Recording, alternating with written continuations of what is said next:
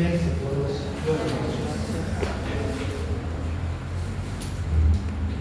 Les traigo los saludos de la hermana anciana de la iglesia, Hugo Cerezuela, anciano de la iglesia calle Panamá, en el partido de Don Torcuato, Buenos Aires. ¿Quieren conocerlo en segunda línea? Bueno, les prometí que en algún momento vamos a mandar una foto de aquí. Tiene una congregación muy linda, con muchos jóvenes, con hermanos de distintas edades, pero sobre todo jóvenes y adolescentes. Así que motivo más para estar hablando con nuestros hermanos, que ellos también van a estar hablando con nosotros. Vamos a ver primero de Pedro en esta noche.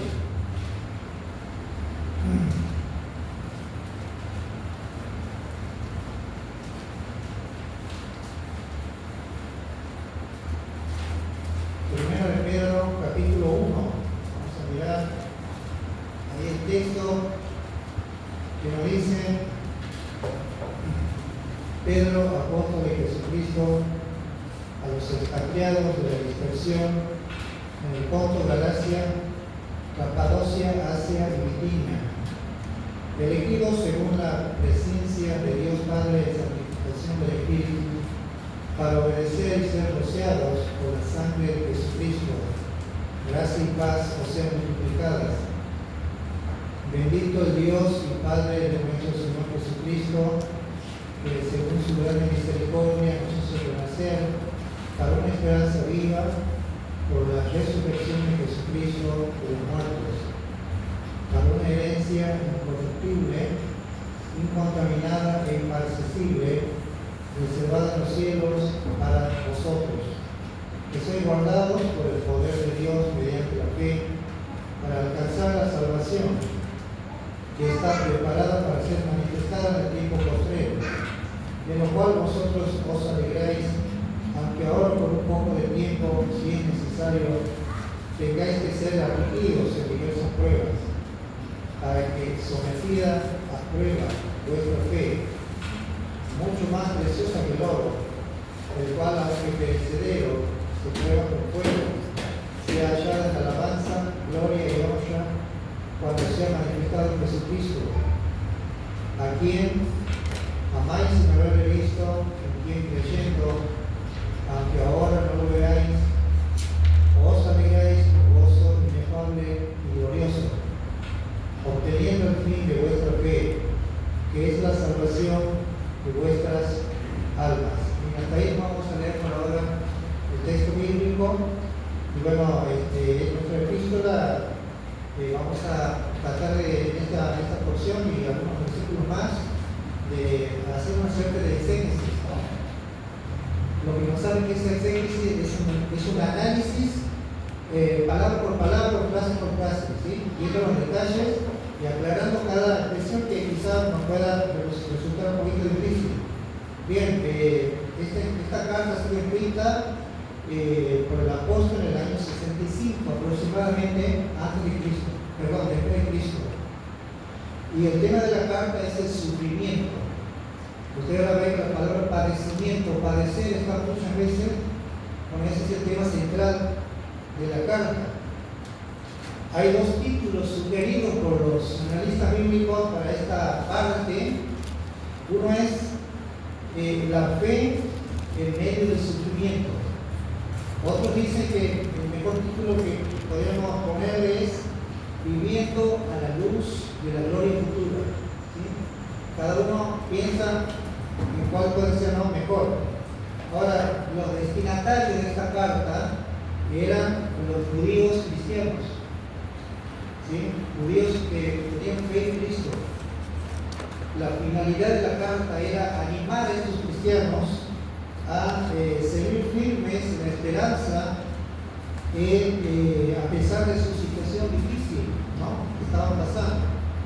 Bien, comienza nuestro capítulo diciendo: Pedro, apóstol de Jesucristo. Notemos lo siguiente: él comienza con su nombre, no con su título.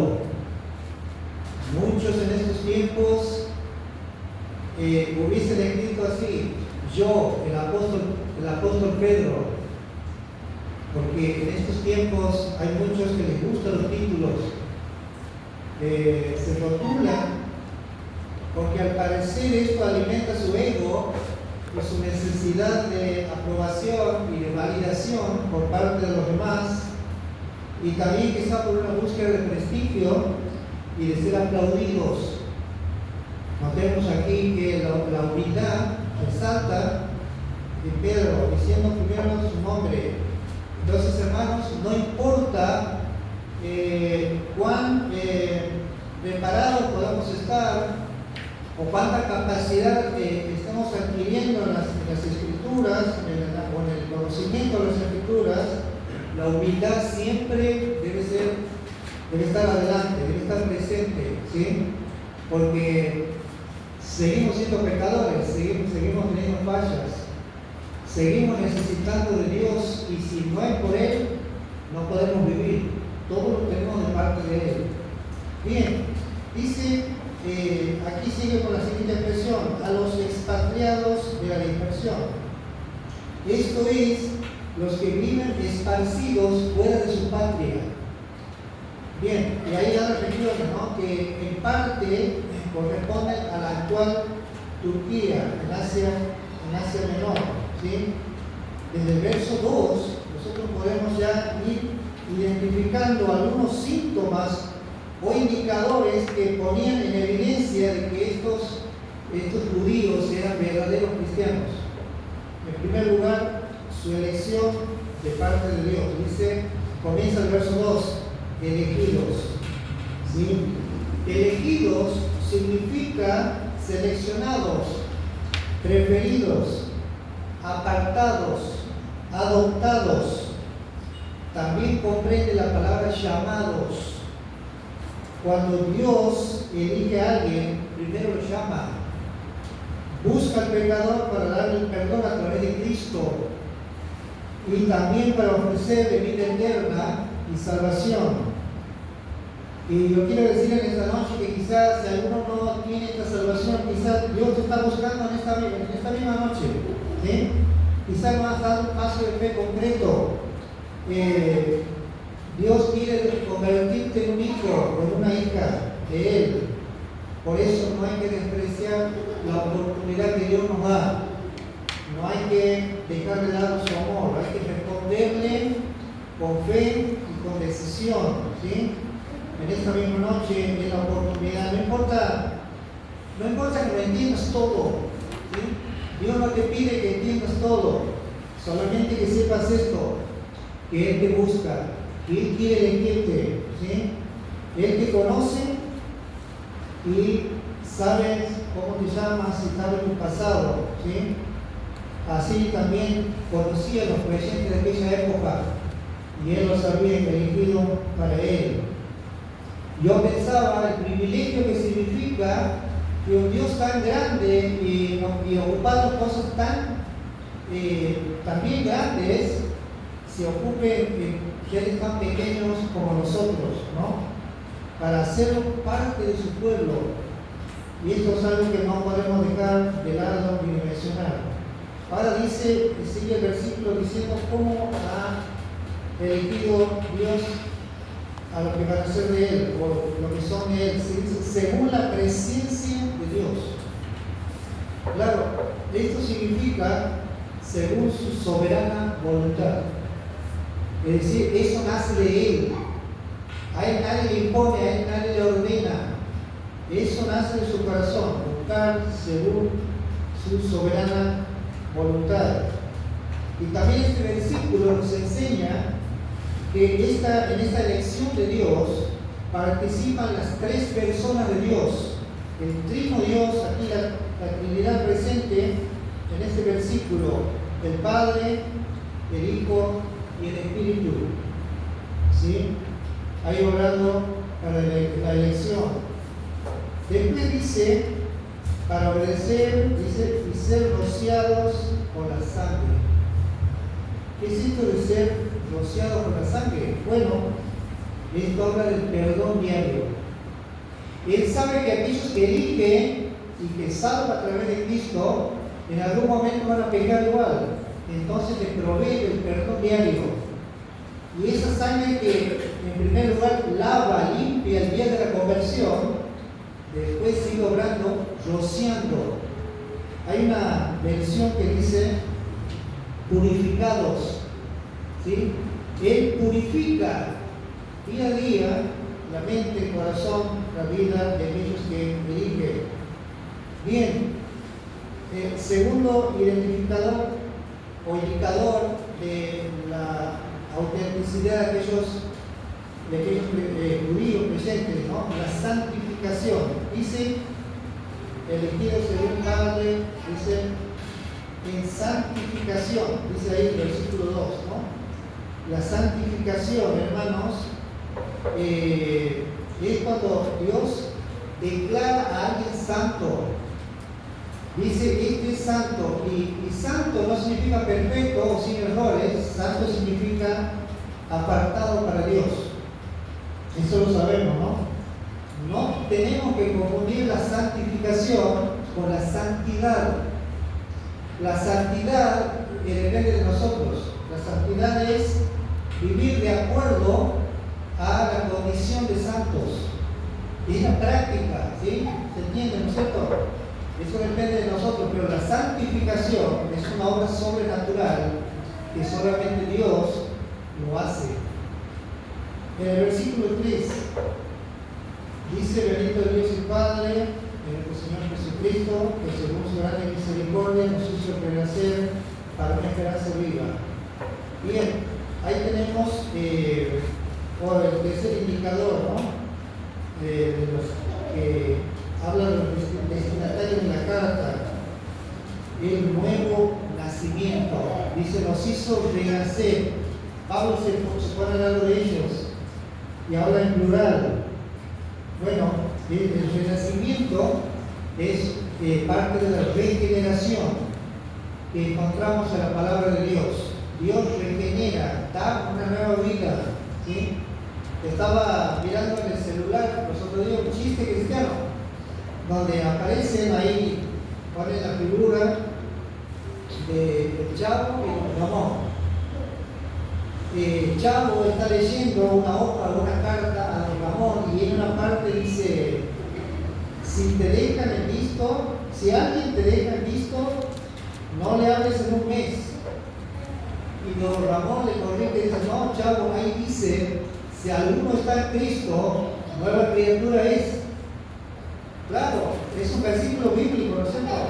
Pero ahí me falta un pedazo, porque 2 Corintios 5:17 dice: de modo que si alguno está en Cristo, nueva criatura es, y las cosas viejas pasaron, y aquí son todas hechas nuevas. Bueno, esto es el nacer de nuevo, ¿sí?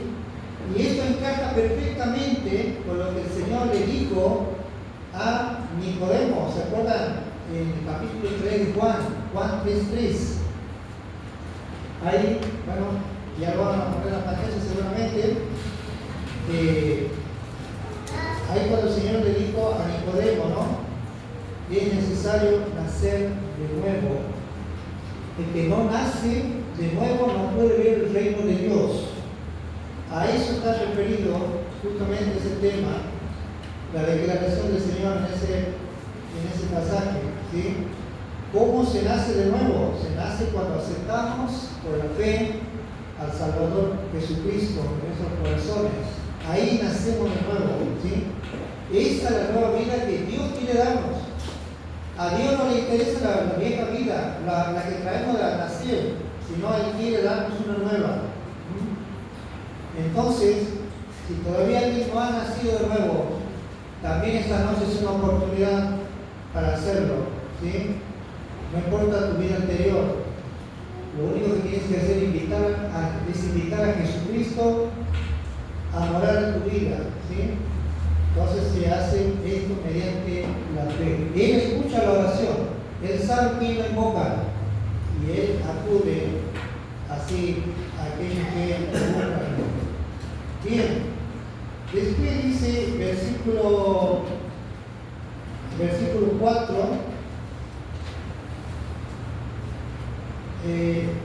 A ver, así de relación con una esperanza viva.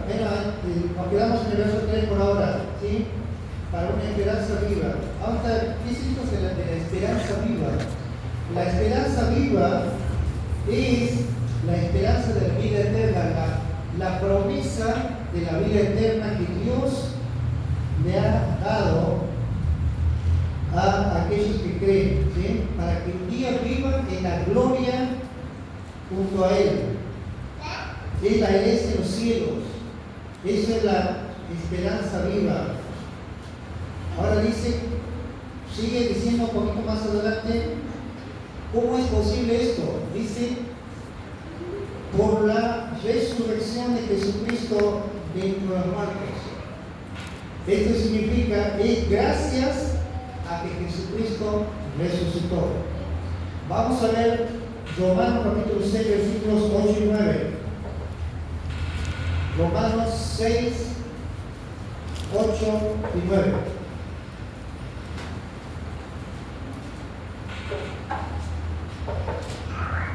Dice, y si morimos con Cristo, creemos que también viviremos con Él. Sabiendo que Cristo, habiendo resucitado de los muertos, ya no muere. La muerte no se enseñorea más de Él. ¿Sí? La muerte no se enseñorea más de Él. Ahí está. ¿Sí? Esa es la garantía de que un día recibiremos la herencia, que es lo que hemos creído. Entonces, Pedro va a caracterizar a esa herencia y le va a dar 3 caracteres en este texto. En primer lugar, versículo 4, dice que esta herencia o esta esperanza es incorruptible. ¿Qué quiere decir que es incorruptible? Que es inmortal, que no se corrompe, que no se gasta con el tiempo, que es indestructible. Eso significa que es incorruptible. Después la segunda característica dice que es incontaminada, es decir, no se mancha, sino que permanece intacta. Después la tercera característica es inmarcesible, o sea, no se marchita como una flor, ¿no?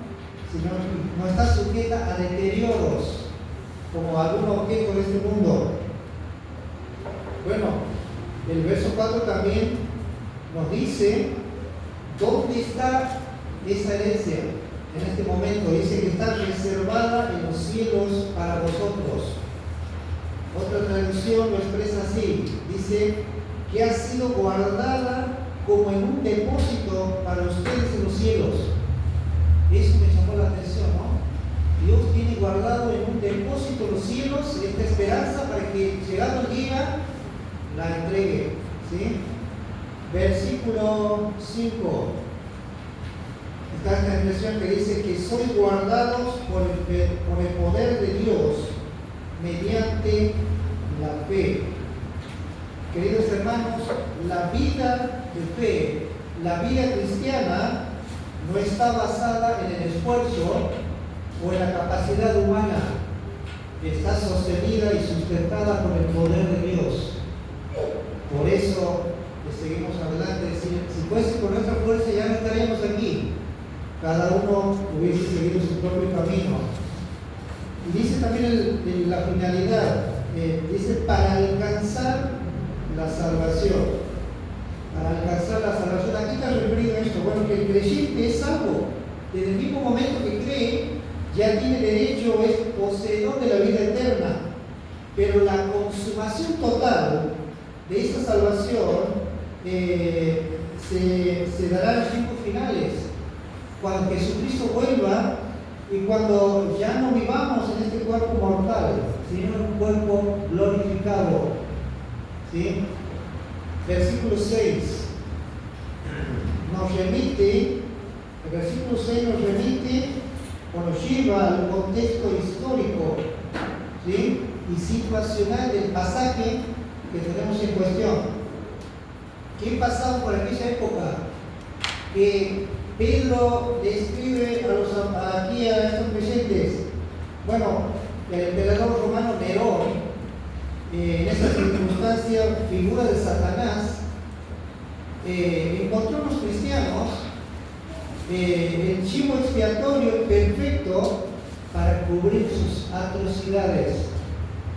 Tras el gran incendio de Roma, que él mismo mandó a iniciar, ocurrido en el año 64 después de Cristo, los cristianos fueron brutalmente perseguidos, siendo acusados injustamente de haber causado la tragedia.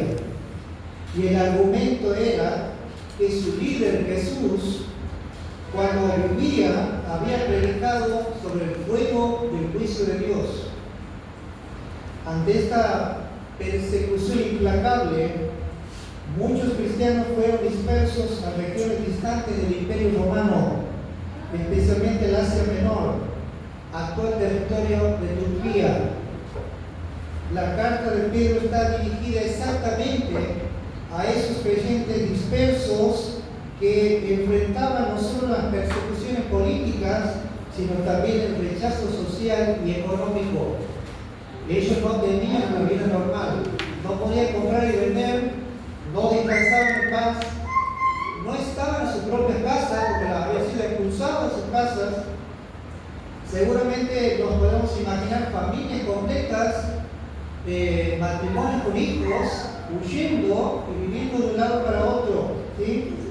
Para ellos, cristianos, o ser cristiano significaba ser un forastero en su propia tierra, alguien visto con desconfianza por negarse a adorar los dioses del imperio y a rendirle culto al emperador.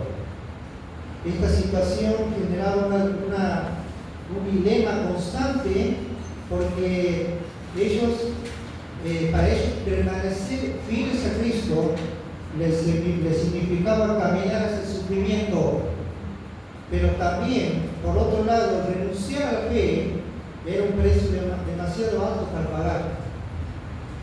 Pedro, con su experiencia de quien ya había enfrentado pruebas, les escribe esta carta para alentarlos para seguir adelante a pesar de los problemas tan duros que estaban teniendo. Claro, él lo había negado al Señor 3 veces, él había sentido el fracaso, el dolor, pero el Señor lo preparó para que pudiera en ese momento, en esa circunstancia, alentar a sus hermanos, ¿sí? Bien, versículo número 7 nos declara algo conmovedor. Nos dice que la fe para Dios es algo más valioso que el oro. Y si el valor del oro depende de cuántas veces ha sido pasado por el fuego, así también la fe que atraviesa el fuego de la prueba, adquiere un valor muy alto para Dios. Esas personas valían mucho para Dios, porque eran personas sufridas. Para ellos no había comodidad en creer. Ellos no disfrutaban del confort, de la tranquilidad, de la libertad que nosotros quizás tenemos en un momento de venir y reunirnos. Ellos tenían que reunirse en lugares secretos, comunicarse con señas, y ellos no tenían la libertad de decir yo soy cristiano, o yo soy hijo de Dios, o yo sigo a Jesucristo, porque eso ponía en riesgo su vida. Claro, versículo 8. Ellos no solo creían en el Señor Jesús, esto me conmueve porque dice que ellos lo amaban al Señor Jesús, sin haberlo visto antes. Claro, se acuerda que para Tomás esto era una lección aprendida, porque el Señor mismo se lo había enseñado. Juan 20:29, ¿se acuerdan? Cuando se encontró después de que el Señor Jesús resucitó, en ese lugar secreto se encontró con sus discípulos, el Señor le dijo esta palabra a Tomás que le reclamaba ver para poder creer. Dice, Jesús le dijo, porque me has visto, Tomás, creíste. Bienaventurados los que no vieron y creyeron. Bien, yo pienso que más de una vez alguien te ha dicho, te va a decir, ¿cómo puede ser que vayas a rendirle culto a alguien que jamás has visto? Que nunca has podido tocarlo, nunca has podido oír su voz, ¿no? Sin embargo, nosotros sabemos que la fe es así. Nosotros creemos en un Señor que no lo vemos, pero tengan por seguro que algún día lo vamos a ver. Eso téngalo por cierto. Algún día lo vamos a ver y Él va a recompensar todo el esfuerzo y toda la contradicción que podamos haber recibido en este mundo. Versículo 9. Veré, versículo 9 dice: obteniendo el fin de vuestra fe, que es la salvación de vuestras almas. Otra traducción dice así: porque están alcanzando la meta de su fe, que es la salvación de sus almas. De eso se trata, hermanos, la fe, el premio final, la esperanza viva, la herencia de lo que nos inspira, todo lo que hemos creído, ¿sí? No importa lo que podamos atravesar en este mundo, aún la muerte física, el Señor nos espera ya y Él nos va a resucitar, porque Él lo ha prometido. Ahora, todos algún día vamos a ir, ¿no es cierto? No somos eternos. A este cuerpo no es perfecto, algún día nos va a abandonar este cuerpo, ¿sí? Pero tenemos la salvación en Cristo. Y tener la salvación en Cristo es tenerlo todo, ¿sí? No podemos temerle al futuro, porque Cristo está con nosotros y nuestro Señor. Verso 10. Dice: los profetas que profetizaron de la gracia destinada a vosotros inquirieron y diligentemente indagaron acerca de esta salvación. Inquirir significa investigar, ¿sí? Indagar es estudiar. Bien, entonces podemos decir o expresar este versículo de esta manera: los profetas, entre paréntesis, del Antiguo Testamento, se refiere a eso, ¿no? Estudiaron e investigaron acerca de esta salvación y hablaron de lo que Dios en su bondad les iba a dar a ustedes.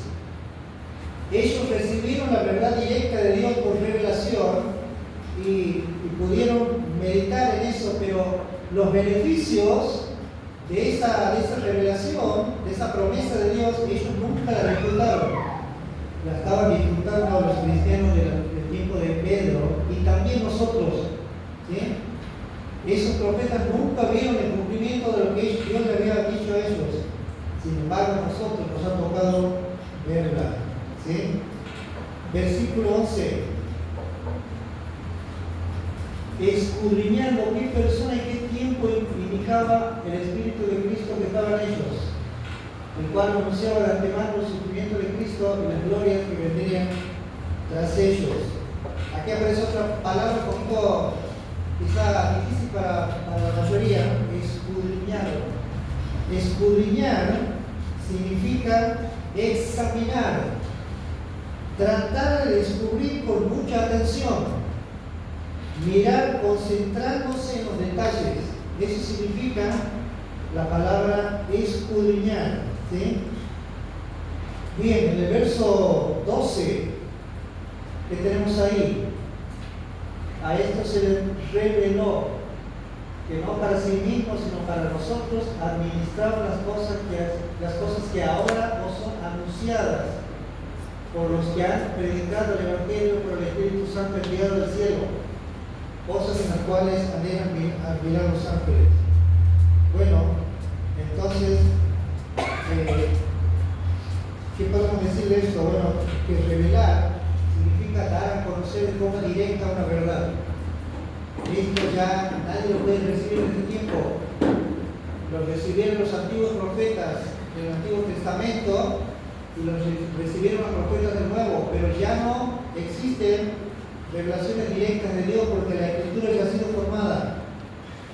Dice el verso al final, el verso 12, que estas cosas son cosas que los ángeles mismos quisieran contemplar. Fíjese, ¿no? Qué interesante. Los ángeles, ellos piensan y dicen, ¿cómo me gustaría que a mí Dios me hubiese bendecido a nosotros de esta forma y no a los seres humanos? ¿No? Sin embargo, Dios nos ha determinado que sea así, ¿no? Nosotros seamos los bendecidos o los beneficiados. Versículo 13. ¿Cómo andamos el tiempo? Bueno, ya terminamos. Por eso, dice la última expresión que vamos a leer,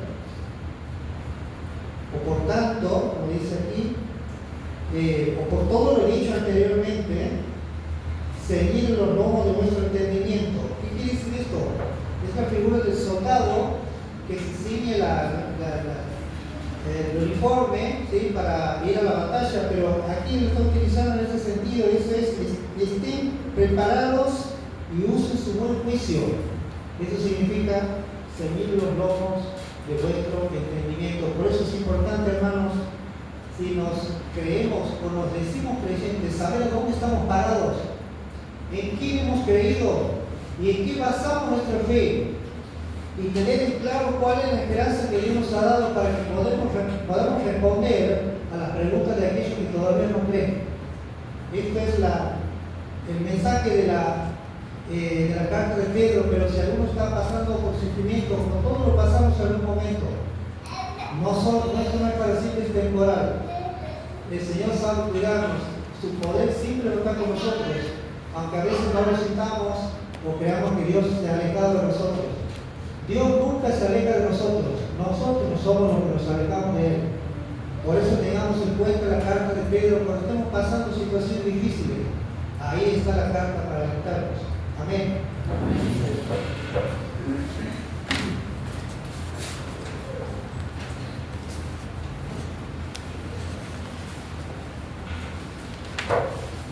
Muy bien, gracias a Dani. Claro, el mensaje es sencillo. Y creo que lo último que he dicho Dan, que todos nos alejamos a veces de eso. Pero yo voy a decir justo esta ahí para tu hermano.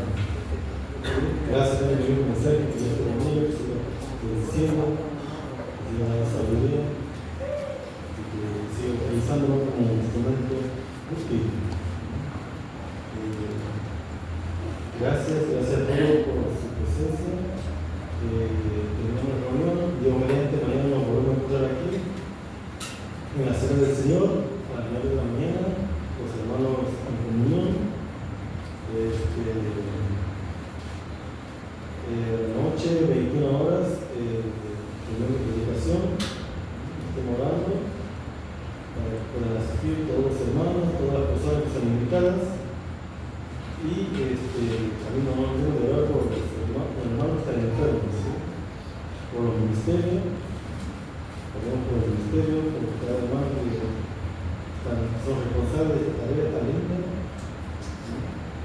Por la escuela dominical, por el matrimonio, por los jóvenes, oramos por las señoras,